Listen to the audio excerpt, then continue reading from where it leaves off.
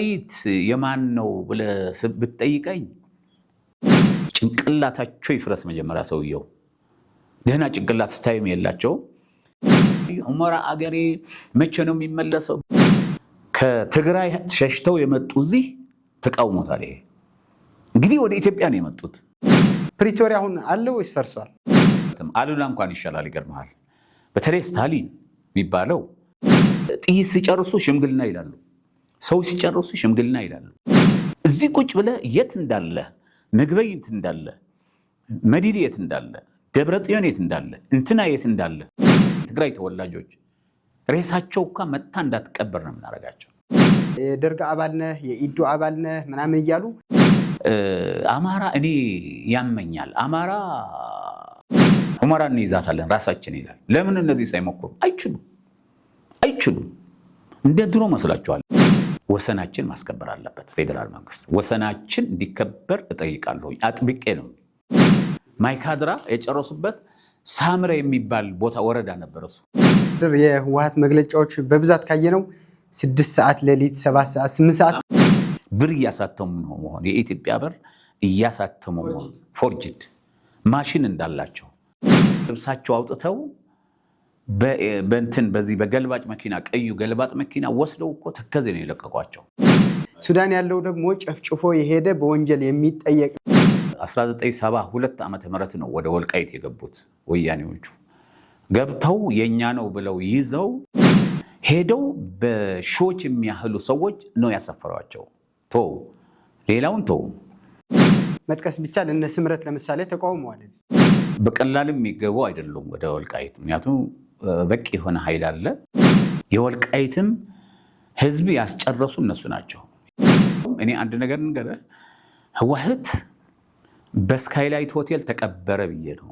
ያልኩት ከቦታል እኮ ከዚህ ሄዶ ፌደራል ፖሊስ ምናምን ፎቅ ላይ ሆኖ ረፍርፏቸዋል እኮ ካምፕ መዘጋጀት የሚቻላልበት አዲስ አበባ የመጨረሻ የምናገር ለዚህ ተፈናቃዮች የሚመጡ ወጣቶች ሁን ሽማግሌዎች ሰፍሮ ሄዶ የነበረ ነው አብዛኛው ለሰፈራ ሄዶ የነበረ ነው ሁመራ ትግራይ ሌላ አይነት መንገድ ትከተላለች ከዚህ በኋላ ጥቅሙ ነው ሲሰኩሩ ነው ከሚገርም አእምሯቸው ደንቁሯል ለማስፈር ያመጧቸው ሰዎች ናቸው ዲሞግራፊውን የትግራይ ለማድረግ ትግራይ ትስዕር ነው የሚሉት በቃ እዚህ የመንግስት ስራ ኃላፊነት ይዞ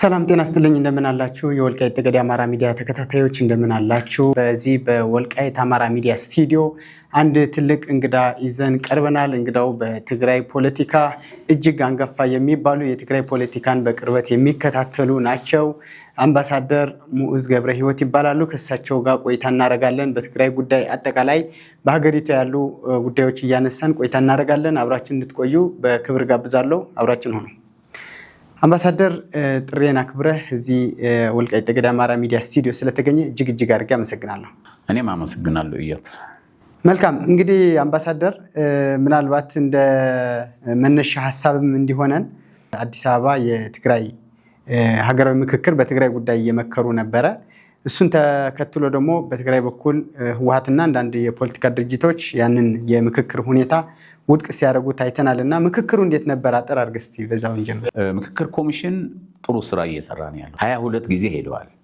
ፓርቲዎች አነጋግረዋል ፕሬዝዳንቱ አነጋግረዋል ሲቪል ማህበረሰብ አነጋግረዋል ሃይማኖት አባቶች አነጋግረዋል 2 ዓመት ሙሉ ነው የተመላለሰው ሲመላለስ ከዛ ዞር በል ነው ያሉት አባረሩት ነው የሚለው እንዲያውም ለአሸንዳ 2017 የነበረው አሸንዳ ስፖንሰር ሆኗል ብዙ ሚሊዮኖች ነው የሰጣቸው ሆቴል እየያዘ ከአውራጃዎች ከወረዳዎች የመጡ ሰዎች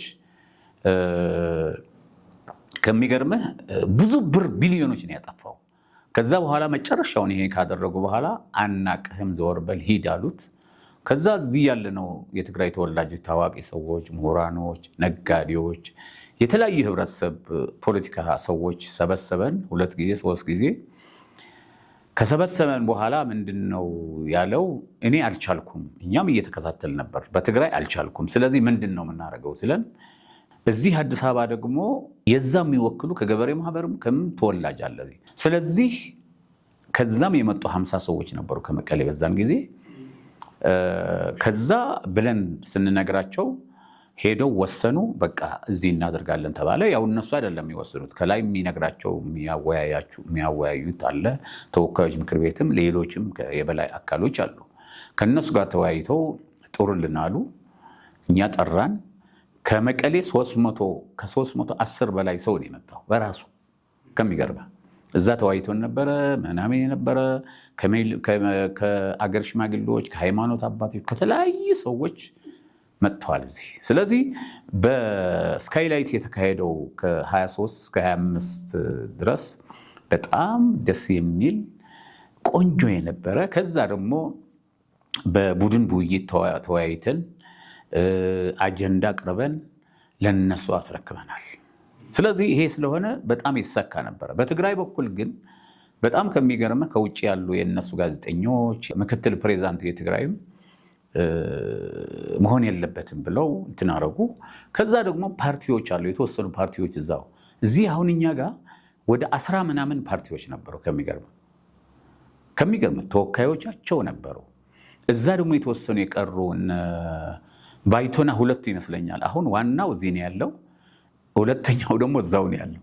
እነሱ በምንም አይነት እኛ አንቀበልም ብለው ነው እንትን ያደረጉት እና ያ ሆኖ እነሱ ግርግር እየፈጠሩ ነው ያሉት። ግን ተካሂደዋል፣ አልቋል ጉዳዩ። እንዲያውም እኔ አንድ ነገር ንገረህ፣ ህወሓት በስካይላይት ሆቴል ተቀበረ ብዬ ነው እንትን ያልኩት። መልካም እንግዲህ ወደ ፕሪቶሪያ አግሪመንት ወይም ደግሞ ስምምነት ልመልስና አምባሳደር፣ እንደሚታወቀው እንግዲህ በህወሓትና በፌዴራል መንግስት የነበረው አውዳሚ የሚባል ጦርነት ብዙ ሰብአዊም ቁሳዊም ውድመት እንደደረሰ ይታወቃል። ከዛ በኋላ የፕሪቶሪያ ስምምነትን ተፈጽሞ ሰላም፣ አንጻራዊ ሰላም ወርዶ ትግራይ የነበሩ መሰረተ ልማቶች ተገንብቶ ወደ ስራ መግባታቸው የሚታወስ ነው። አሁን የፕሪቶሪያ ስምምነት እንግዲህ ባለፈውም የነሱ ማዕከላዊ ኮሚቴ አንድ የህወሓት ሰው ፈርሷል ብሎም ተናግረዋል። እስካሁንም ደግሞ ለተግባራዊነቱ ያው እንግዲህ ፕሪቶሪያ መስቀመጣቸው ነገሮች አሉ፣ እነሱም አልተተገበሩም እና ፕሪቶሪያ አሁን አለ ወይስ ፈርሷል? በመሰረቱ ኢዮብ፣ በመጀመሪያ ደረጃ 2 ዓመት ጦርነት ነበረ፣ አውዳሚ ሆነ እንዳልከው። ያ ሁሉ ጦርነት እነሱ ተሸንፈው ወደ ድርድር ፕሪቶሪያ ጋር ሄደው ፌዴራል መንግስትና እነሱ ወኪሎቻቸው ልከው ተደራድረዋል። በጥቅምት 23 2015 ዓ.ም ተፈርሟል። ስለዚህ ጦርነት ቆሟል። በዛን ጊዜ ምንድን ነው የሚል የነበረው ወደ ፈርሷል አለ ልትለኝ ጠየቀኝ ጥያቄ። ለፌዴራል መንግስት 4 ነበሩ የፈረመው ፌዴራል መንግስት። አንደኛው ተፈናቃዮች እንዲመለሱ፣ ሁለተኛው መሰረተ ልማቶች የወደሙ በጦርነት የወደሙ መልሶ እንዲሰሩ፣ በሌላው መብራቶች፣ በጦርነት ተቋርጠው የነበሩ ስልኮች፣ አየር መንገድ፣ ትራንስፖርት የመሳሰሉ ሌሎችም ሸቀጣ ሸቀጦች እንዲፈቀዱ፣ ይሄ በሙሉ ፌዴራል መንግስት ጨርሰዋል፣ ሰርቶታል፣ ፈጽሟል። በዛ በኩል በተነግ በኩል ያለው ደግሞ 6 ነበረ። 6ቱ አንዱ ትጥቅ ፍቱ ነው፣ ትጥቅ ማስፈታት ነው። ትጥቅ አትፈቱም እነሱ። ሌላው ከውጭ አገር ጋር እንዳይገናኙ ነው፣ በምንም አይነት እንዳይገናኙ እና ብዙ ነገሮች አሉ። እነሱ አንዷም አልፈጸሙም። ስለዚህ ፕሪቶሪያ ስምምነት አለ፣ በእነሱ ግን ተግባራዊ አልሆነም በእነሱ በኩል። ምክንያቱም ፌዴራል መንግስት ፈጽሟል። ስለዚህ እምቢተኞች እነሱ ናቸው። አለ የለም ወይ የምትለው አለ። ምክንያቱም እስካልተቀደደ ድረስ ፌዴራል መንግስት እስካሟላ ድረስ አለ። በእነሱ በኩል ግን እንዳልከው እዚህ በጦርነት ጊዜ ተማርኮ የነበሩ አንድ ዶክተር ሲናገሩ ሰማሁ። ፈርሰዋል፣ እኛ የራሳችን ዝግጅት አድርገናል፣ እኛ ራሳችን እየቻለን ያለ ነው። ለአንድ ወር ደሞዝ እንኳን መክፈያ የላቸው ለመንግስት ሰራተኛ። እሱ እንደውም አምባሳደር እዚህ ትጥቅ አልፈቱም ብቻ ሳይሆን አዳዲስ ታጣቂዎችም እያሰለጠኑ እያስመረቁ ብዙ ፕሮፓጋንዳ ስራዎችም እየሰሩ ልመጣልህ ነው ወደዛ።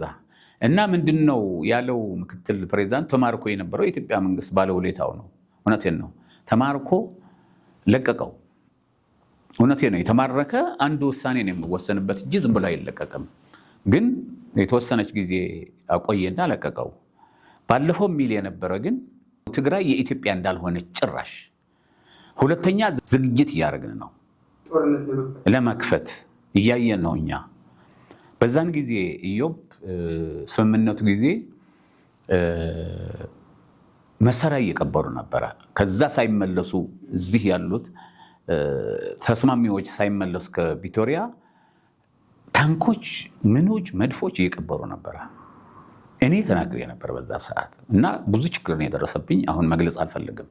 ግን ከዛ በኋላ ቀጥለው እያሰለጠኑ መሳሪያ ከኤርትራም ከምጽዋም እያስመጡ ግብፅ የሚሰጣቸው መሳሪያ አሮጌ የተበላሸ መሳሪያም ከኤርትራ ከሻዕቢያ እየመጡ እየሰለጠኑ እየዘጋጁ ነው ያሉት። አሁን በምስራቅም በምዕራብም በሰሜንም በደቡብም ይሄ ታጣቂ የተባለው ሽፍታ መሳሪያ ይዞ ለመዋጋት ዝግጁ እየሆነ ነው ያለው።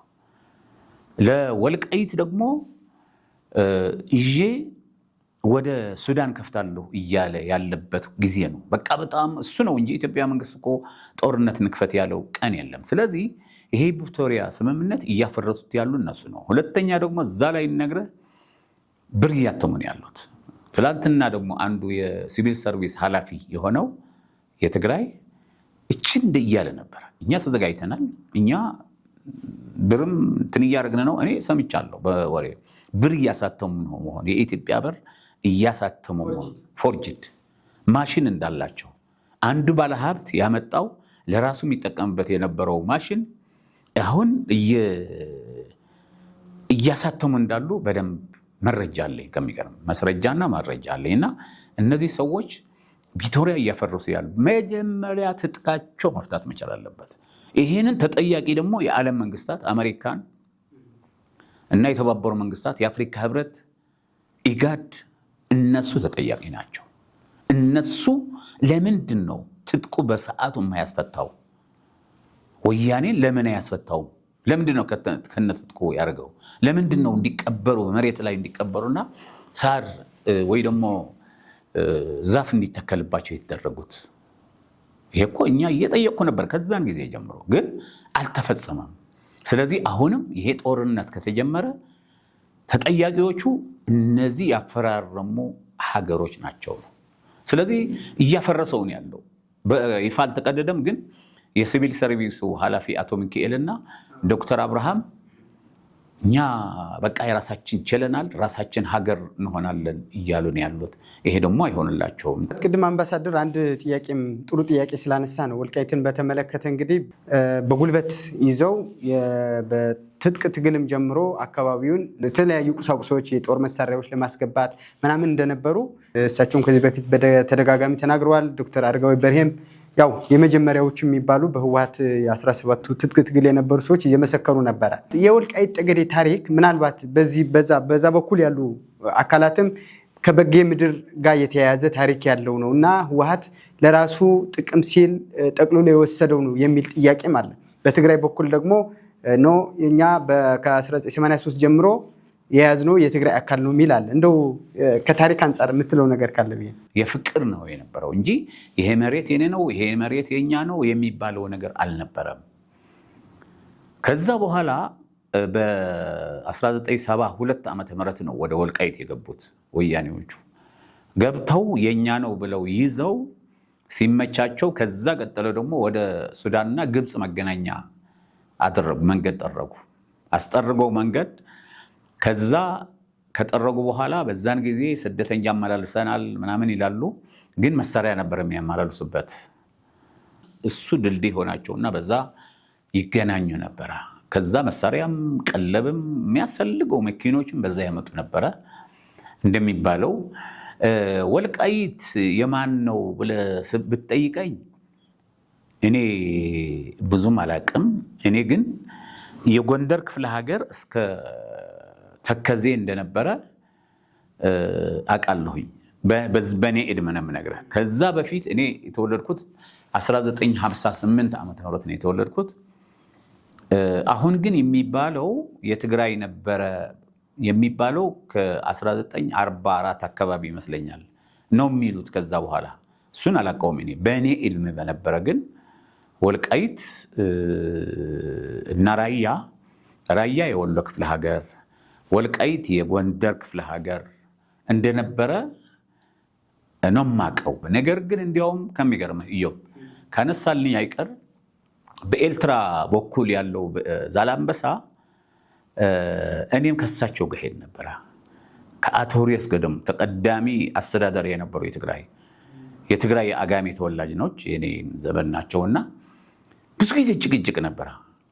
ማን ዛላምበሳ ዙሪያው ኤርትራ ነች እያሉ መግቢያ ወደ ዛላምበሳ ስትገባ የኤርትራ መሬት ረግጠህ ነው የምትገባው። ተመለከተ አከላለሉ። አይደለም እያሉ ይማጎቱ ነበረ።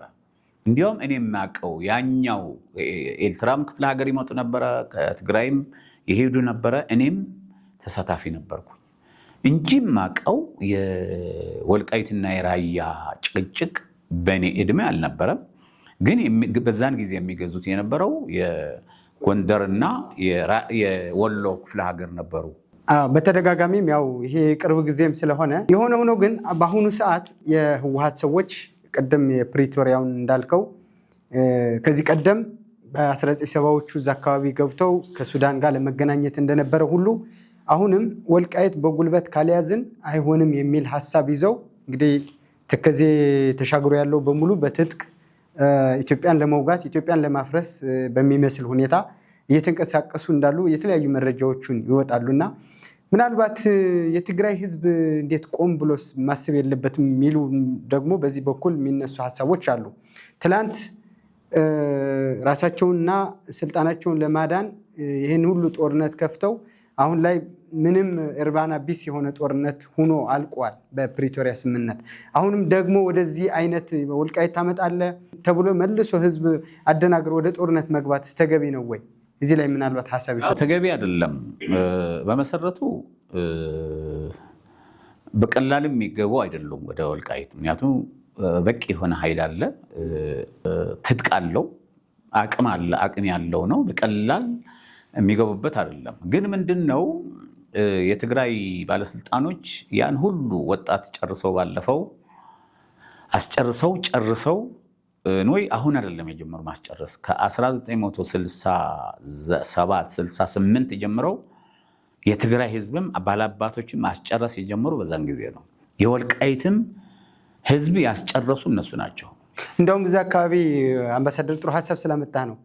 በ1970ዎቹ አካባቢ ወልቃይትን ሲገቡ እዛ የነበሩ የባላባት የሚባሉ የደርግ አባል ነህ የኢዱ አባል ነህ ምናምን እያሉ ብዙ ሰዎችም እንደሰወሩ እንዳጠፉ በተደጋጋሚ እዛ አካባቢ የሚነሳ ጥያቄ አለና እውነት ነው ማለት ነው? እውነት ነው እየነገርኩህ ነው ያለሁ እኮ እኔ እውነት ነው የተናገርከው። እኔም ቀደም ብዬ ነግሬሃለሁ። በዚህ ጉዳይ የወልቃይት ሰዎች ብዙ ነው ያለቁት። ባላባቶች የትግራይም አልቀዋል። እነዚህ ሰዎች ባህሪ ያላቸው አለመስማማት፣ ተስማምቶ ህብረተሰብ እንዳይኖር፣ በህዝብ ላይ ችግር እንዲፈጠር፣ እነሱ ለነሱ ሲል ደግሞ ሰው እንዲያልቅ፣ ወጣቱ እንዲያልቅ። እነሱ እኮ የተመሰረቱት 1967 ናቸው። እነሱ አሉ። አሁን አንዱ የሞተ የለም። ከጀነራሎች የሆነን የሚሉ ጀምሮ ሁሉ አሉ እንደምታውቀው። ወጣቱ ግን እየደገፈ ነው ያለው። በ17 ዓመት እንዲያውም 60 ሺህ ሞተዋል ነው የሚሉት፣ 100 ምናምን ቆስለዋል ነው የሚሉት በእነሱ እንትን። በአሁን እኮ በ2 ዓመት እኮ 1 ሚሊዮን ከምናምን ወጣት አለቀብን እኮ ነው የሚሉት። ይሄ አይደለም ደግሞ ከሚገርምህ ከጭፍራ አካባቢ ያለቁ ወጣቶች፣ በጦርነት ያለቁ ወጣቶች እኮ ልብስ ቀይረው ወይ ደግሞ ልብሳቸው አውጥተው በዚህ በገልባጭ መኪና ቀዩ ገልባጭ መኪና ወስደው እኮ ተከዜ ነው የለቀቋቸው። ከዛ ለዓለም ፌደራል መንግስት እንደዚህ ያደረገ ሊሉ፣ ግን ፌደራል መንግስት እንደዚህ አያደርግም። ቢገል እንኳን ቀብሮ ነው የሚሄደው። የነሱ እንኳን ቢሞት መንገድ ላይ ቀብሮ ነው የሚሄደው። ከሚገርም ግን እነሱ ግፈኞች ናቸው። በተለይ ይሄ ወልቃይት እንደነገርኩ ይሄ ወልቃይት ማስተላለፊያ ወደ ሱዳንና ግብፅ ማስተላለፊያ የነሱ አሽከሮች ስለሆኑ የኤርትራ አሽከሮች ናቸው፣ የግብፅ አሽከሮች ናቸው። አሁን የሚታገሉባት ያሉ እቺ መንገድ ከፍተው ለህዝብ ፈልጎ አይደለም፣ ህዝቡ እንዲመለስ ፈልጎ አይደለም እኮ የሚገርመን። እቺን መንገድ ከፍተው እቺ ሁመራና ሱዳን አገናኝተው ከግብፅ እንዲገናኙ ነው። ከሱዳን እንኳ አቅም የላትም፣ የፈራረሰች ሱዳን ነች።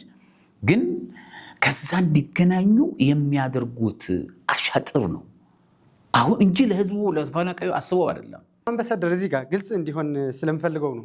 ምክንያቱም እሳቸው በትግራይ ፖለቲካን በአጠቃላይም በደንብ ስለሚከታተሉ የወልቃይት ታሪክም በልኩ ስለሚያውቁት፣ እንደውም በወልቃይት በኩል ያሉ የታሪክ ሰዎቹም አንዳንድ አካባቢ ተወላጆች ምንድን ነው የሚሉት? አሁን ወልቃይት አካባቢ ያለው ሰፋሪ ነው ተፈናቃይ አይደለም ይላሉ።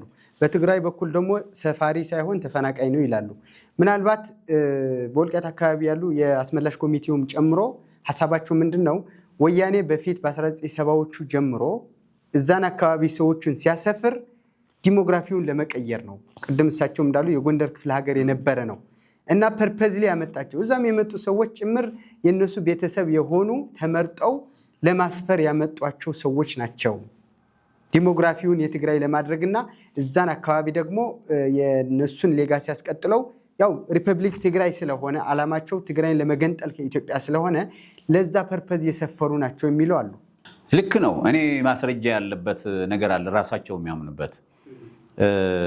በ1986 ይመስለኛል የሰናበቱ ታጋዮች ዳንሻ ወስደው ጎንደር አካባቢ ቅርብ ነው ከጎንደር ዳንሻ ከሚገርመ እና ሄደው በሺዎች የሚያህሉ ሰዎች ነው ያሰፈሯቸው። ሌላውን ተው።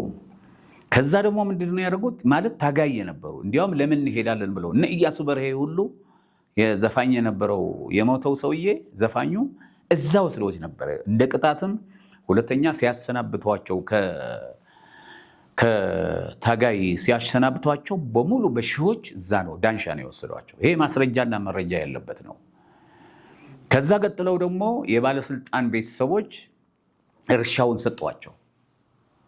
እርሻው ሁመራ እንግዲህ ታውቀዋለህ፣ ሜዳ ነው።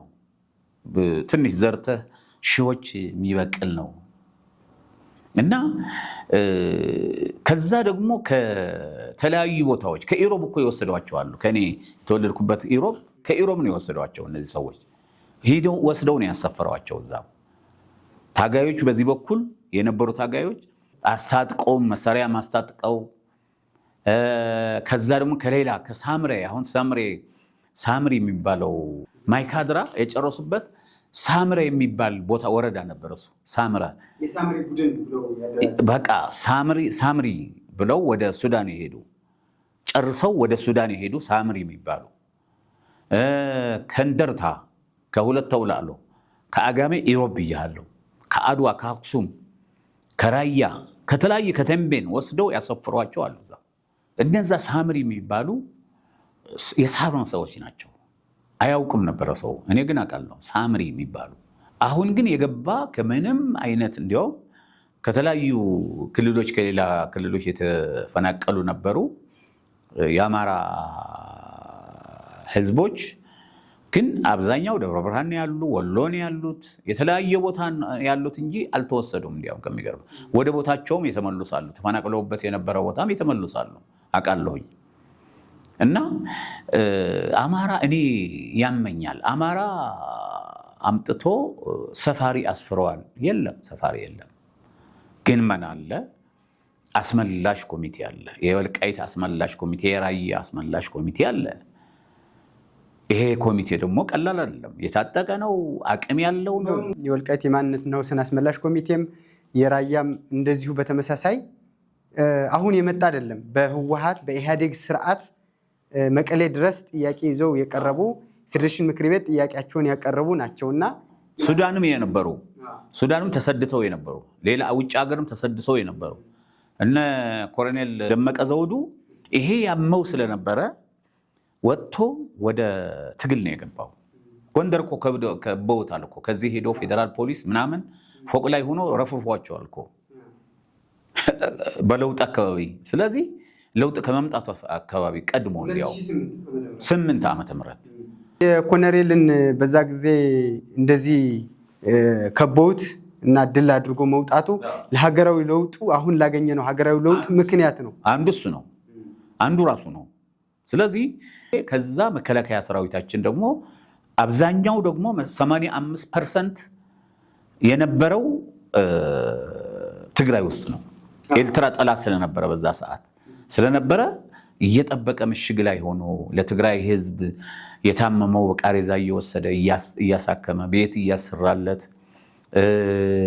እያሳከመ መንገድ እየሰራለት ጉድጓድ ውሃ እየቆፍሮ እያወጣለት በነበረ የተወላለደ የ22 ዓመት የ23 ዓመት ልጆች አሉ የወለዷቸው እዛ ከሚገርም ከትግራይ ከጫፍ እስከ ጫፍ። ስለዚህ ይሄ ያለ ከዛ በኋላ እንግዲህ ፌደራል መንግስት ዝም አይልም። እዛው ያለው የኢትዮጵያ መከላከያ ሰራዊት ነው። 85% የታጠቀ መሳሪያም ያለው እዛ ነው። በሌላ ቦታ ሰላም ስለነበረ ከዛ በኋላ ፌደራል መንግስት በሆመራም በተለያየ ቦታም ሲገባ እነዚህ ጉዳቸው ስለሚያውቁ ወጡ። እኔ በዛን ጊዜ ታስታውስ እንደሆነ ኢዮብ ወደ ሱዳን ነው የሄዱት። የገደሉ ሰዎች ወደ ሱዳን ነው የሄዱት። ጭፍጨፋ ላይ ጨፍጭፉ ወደ ሱዳን ነው የሄደው። አንድ ዶክተር ቴድሮስ የሚባል ነበረ የሁመራ ሆስፒታል ዋና ዳይሬክተር። አዎ የነበረ መግለጫ ይሰጥ ነበረ። እኛ ከነጥቃችን ወደ ሱዳን ገብተናል ብሎ እየሰጠ ነበር። በዛን ጊዜ ዶክተር ቴድሮስ የሚባለው ሰውዬ ማለት ነው እዛ ሆስፒታል ኃላፊ ምናምን የነበረ እሱ ማስጨፍጭፎ የወጣ ነው እሱ ራሱ። ስለዚህ ፌደራል መንግስት ደግሞ ገባ፣ የግድ ነው ያን ለማዳንና ሰራዊታችን ለማዳን ደግሞ የቀሩትን ለማዳን ገባ። ሲገባ እዛ የነበሩ ሸሽተው ወደ ሽረም ወደ አዲግራትም ወደ ምናምን መጡ። አብዛኛው ወንጀለኛ የሆነው ደግሞ ወደ ሱዳን ገባ። አሁን አርም ሰባ የሚባለው የሱዳን ያለው መንግስት የሚያስጣጥቀው ቀለም የሚሰጠው መሳሪያ የሚሰጠው እንዲያውም ከሱ ጋር ሆነው አርም ሰባ የሚባሉ ሰዎች በሽልንግ ነው የሱዳን ገንዘብና ለነዚህ የህወሓት መሪዎች ከፍሏቸው ገንዘብ ሄዶ ተዋግተዋል። 1 ብርጌድ ነው 2 ብርጌድ ከሚገርም በመሐከል በሱዳን መሐከል ገብቶ ለዛኛው ከአልቡርሃን ጋር ሆኖ እና ይሄ ያደረጉ ናቸው። ስለዚህ እዚህ ሸሽቶ የመጣው ሰፍሮ ሄዶ የነበረ ነው። አብዛኛው ለሰፈራ ሄዶ የነበረ ነው። ሁመራ ለሰፈራ ሄዶ የነበረው አብዛኛው ይሄደው። እንዲያውም እኔ ዩሮፕ አሉ የቀሩ እዛ ምንም አንሆንም ብለው እዛ አሉ። አሁንም ከነ እርሻቸው አሉ። ስለዚህ የቀሩ አሉ ሰላም የሆኑ ሰው ያልገደሉ ወንጀል ያልሰሩ የሰው ንብረት ያልቀሙ ሰው ያላሳሰሩ እዛው ቀርተዋል። ከሚገርም አሉ እዛው እኔ የሚያገኛቸው በስልክ ላገናኝ ይችላል። እኔም አጋጣሚ እዛ አካባቢ ሂጅ ስለነበረ በጣም ብዙ በርካታ የትግራይ ተወላጆች መንግስት ስራ፣ በግብርና ስራ፣ በንግድ ስራ ተሰማርተው የሚሰሩ አሉ። አሁን በቲፒኤልኤፍ ወገን ያለው ነገር ሱዳን ያለ ተፈናቃያችን ይላሉ። ሱዳን ያለው ደግሞ ጨፍጭፎ የሄደ በወንጀል የሚጠየቅ ነው ይላሉ የአስመላሽ ኮሚቴው። እኔ ነው እያልኩ ያለሁ እኮ እኔ ራሴ እኮ እኔ ከዛ በፊት ከኮሎኔል ዘውዱ ጋር እንታወቀው ነበረ። በወሬ ነው የማውቀው። ግን ጀግና መሆኑ አሸንፎ ከጎንደር ከአንድ ፎቅ አሸንፎ መውጣቱ አውቃለሁኝና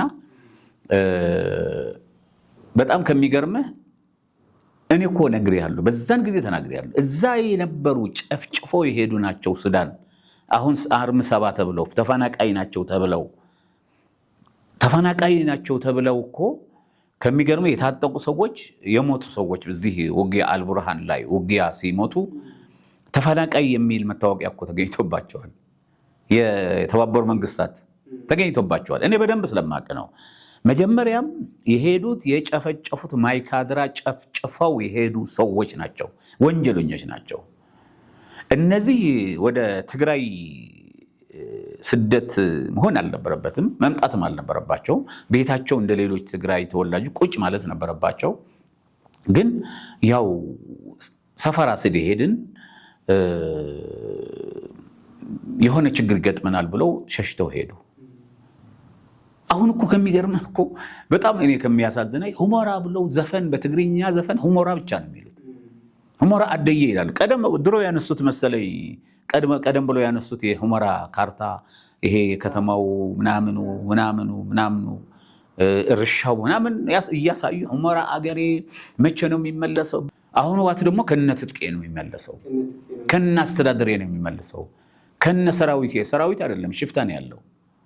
ሽፍታ ነው የሚባለው፣ ሰራዊት አይባልም። የሱ ነው የሚመለሰው እያለ ነው እንትን የሚያደርግልህ። ይገርምሃል። ያ ነው ለነዚህ ተፈናቃዮች ነቀር ሳይሆን ህወሓት ነው እንጂ ፌደራል መንግስት አይደለም። ስለዚህ በሁመራ ላይ እየተሰራ ያለው አሁንም ሌላ ሴራ ሌላ ነው። ስለዚህ አርብ ሰባ እንይዛታለን ይላል። ለምን አይሞክሯትም ታዲያ?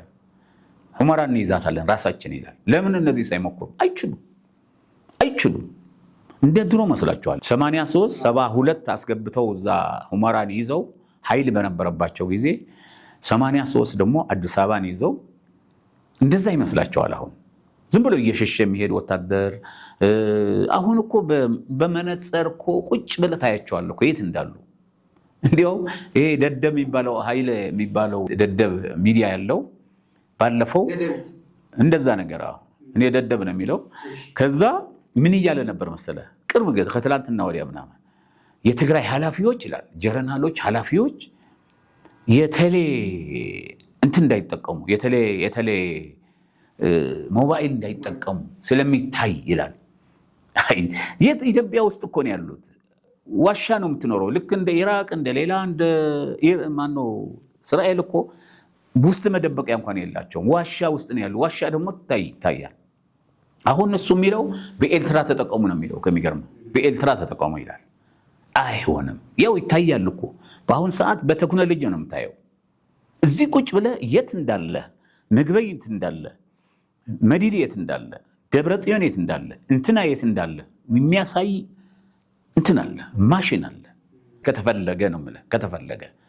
ስለዚህ እነዚህ ሰዎች ከግብፅ ይሻላቸዋል? ከሱዳን ከኤልትራ ወይስ ከኢትዮጵያ? ይሄ ስቃይ ለኢትዮጵያ ሰባ ስቃይ፣ ለትግራይ ህዝብ ስቃይ፣ ለአፍሪካ ስቃይ፣ ለዓለም ስቃይ ያመጡ ያሉ እነዚህ ሰዎች ናቸው። እሺ አይላቸውም የትግራይ ህዝብ፣ እሺ አይላቸውም። እሺ አንልም የትግራይ ተወላጆች ኢትዮጵያውያን የሆን ነው። እነሱ ብቻቸው የሚያደርጉት ነገር የለም።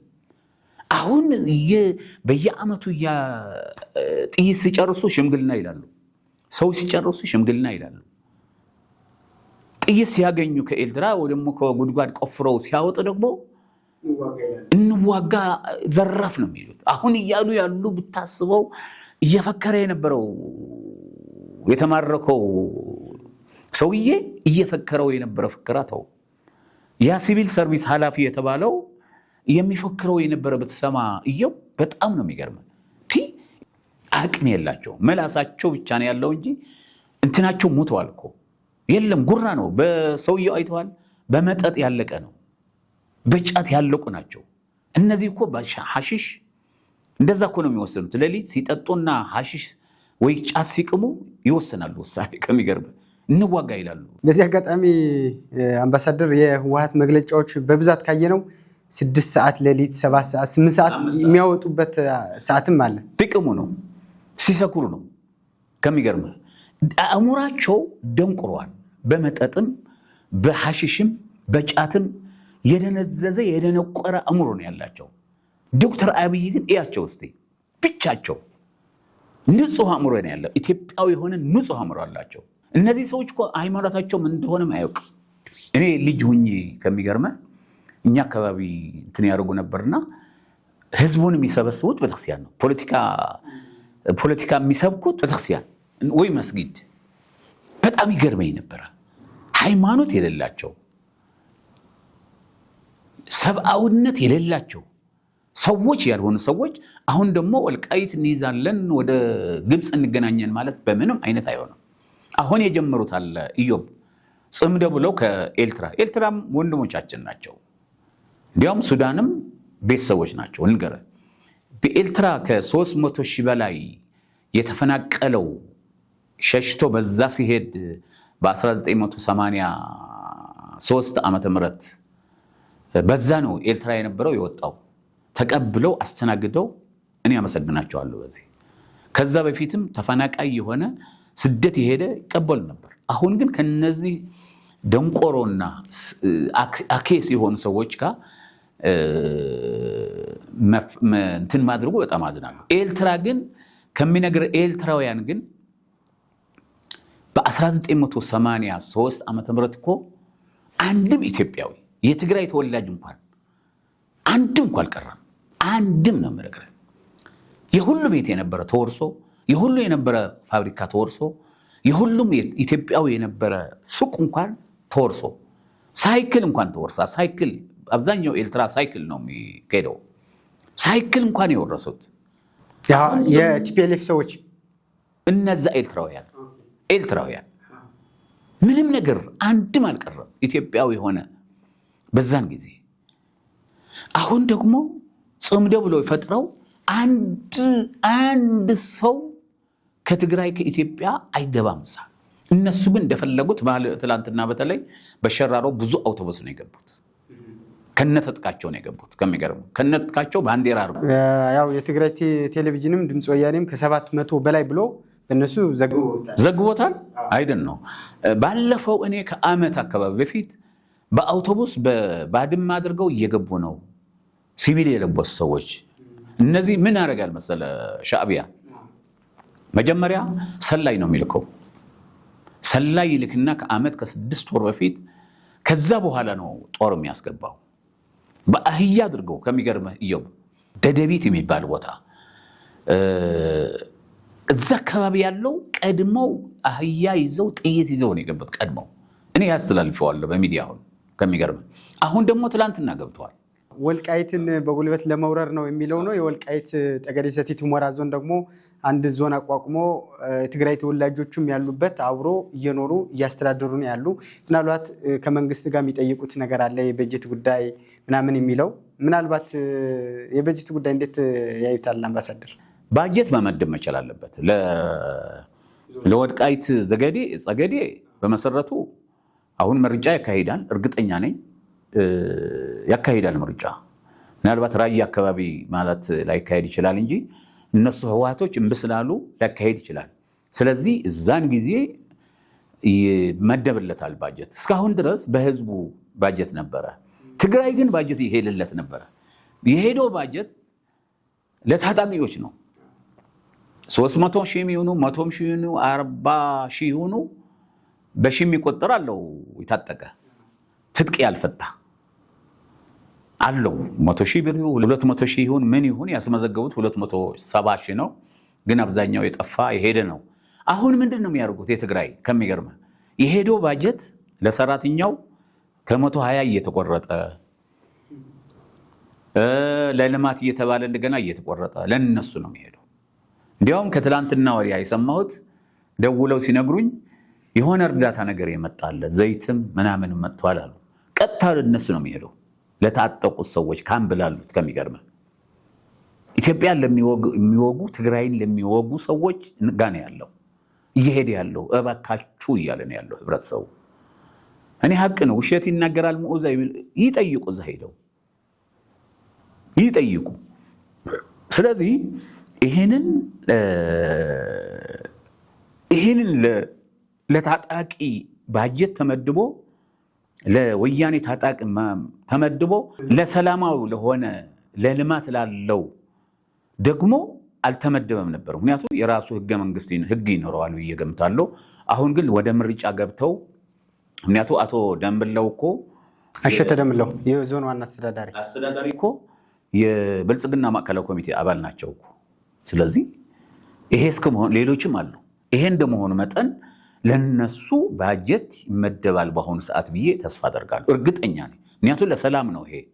እነዛ ደግሞ ለጦርነት ኢትዮጵያን ወጋለሁ ይላል፣ አንድ ጊዜ ኤርትራ ወጋለሁ ይላል፣ አንድ ጊዜ አፋር ወጋለሁ ይላል፣ አንድ ጊዜ ሌላ አማራ ወጋለሁ ነው የሚለው አብዛኛው። ስለዚህ ይሄንን ነገር እርግጠኛ ነኝ ይመደብለታል ብዬ አስባለሁ። እስካሁን ግን 4 ዓመት 3 ዓመት 5 ዓመት ባጀት እንዳልነበረው አውቃለሁኝ።